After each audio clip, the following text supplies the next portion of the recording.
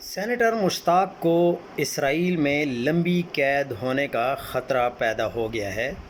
Senator مشتاق کی رہائی کے لیے ہمیں بھرپور طریقے سے تحریک چلانی ہوگی تاکہ فارم 47 کی حکومت مجبور ہو جائے کہ اپنے عرب اور مغربی دوستوں کے ذریعے سینیٹر صاحب کی فوری رہائی کروائے۔ اگر ایسا نہ کیا گیا تو سینیٹر مشتاق کو اسرائیل لمبے عرصے کے لیے قید میں ڈال دے گا۔ اسرائیل سینیٹر مشتاق پر ویزے کے بغیر اسرائیل کے علاقے پانیوں میں داخل ہونے کا الزام لگائے گا، جو ایک کرمنل اوفینس ہے۔ پاکستانی پاسپورٹ پر بھی لکھا ہے کہ یہ پاسپورٹ اسرائیل کے لیے کارآمد نہیں ہے۔ سینیٹر مشتاق کا بیک گراؤنڈ بھی ایک مذہبی جماعت کا ہے جس کے اخوان المسلمین سے تعلقات رہے ہیں۔ اس سے الزامات میں شدت آئے گی اور قید لمبی ہو جائے گی۔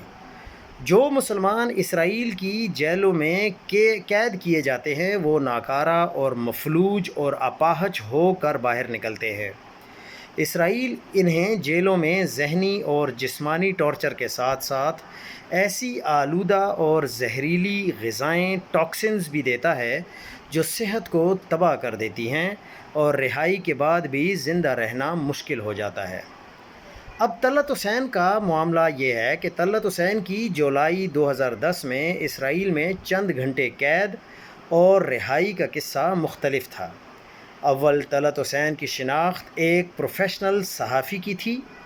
دوم، طلعت حسین امریکی CIA کے تھنک ٹینکس نجم سیٹھی کے مطابق کام کرتا تھا، اس لیے تفتیش کے دوران اسرائیل کو ادراک ہوا کہ یہ تو اپنا ہی بندہ ہے، امریکی ایجنٹ ہے، اس لیے اسے 48 گھنٹوں کے بعد چھوڑ دیا تھا۔ اسرائیل کی قید میں جانے سے پہلے طلعت حسین ایک پروفیشنل صحافی تھا، پروفیشنل امریکی ایجنٹ تھا۔ قید کے بعد طلعت حسین اسٹیبلشمنٹ کا لفافہ بن گیا۔ پتہ نہیں اسرائیل نے اس کو کوئی ٹیکہ لگایا تھا یا نہیں، لیکن اس کا سافٹ ویئر اپڈیٹ کیا گیا۔ بہرحال موجودہ طلعت حسین وہ نہیں جو قید سے پہلے تھا۔